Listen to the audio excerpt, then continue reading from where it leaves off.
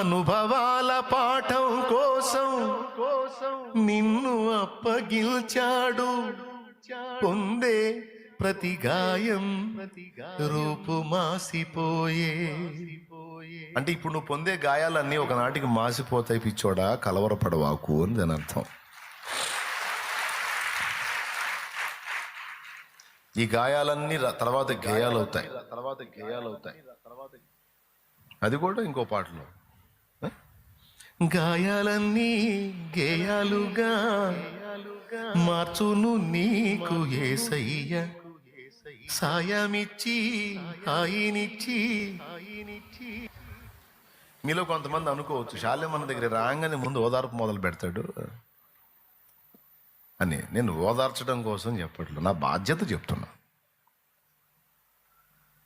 అంటే ఈ మాటలతో మిమ్మల్ని ఏదో కాస్త దువ్వి పోనీ అలానే అనుకోండి, ఏదో కాసేపు మిమ్మల్ని దువ్వాను అనుకోండి.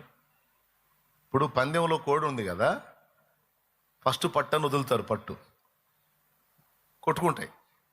4-5 సార్లు కొట్టుకోగానే బాయ్ ఎత్తుళ్ళు అంటాడు, మళ్ళీ ఎత్తాలా. ఆడుకోండి ఆడెత్తుతాడు, ఈడుకోండి ఈడెత్తుతాడు. ఎత్తినప్పుడు కోడిని ఏం చేస్తాడు? దూతాడా లేకపోతే ఏకలన్నీ ఏం చేస్తాడు? కొంచెం నీళ్లు దాపుతాడు. కొంచెం నీళ్లు దాపి కాస్త దాన్ని అట్టిట్టు గదిలిచ్చి తల మీద కాస్త దువ్వి కాస్త అట్టిట్లా తేరుకునేటట్టు చేసి మళ్ళా బరిలో వదిలిపెడతాడు. ఇప్పుడు మిమ్మల్ని దేవుడు ఆ పనే చేస్తున్నాడు అనుకోండి. ఇప్పుడు 6 రోజులు పందెం కొట్టి వచ్చారు అక్కడ.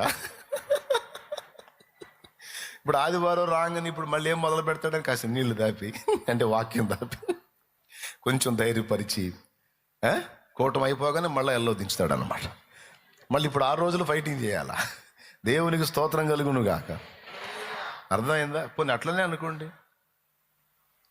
కానీ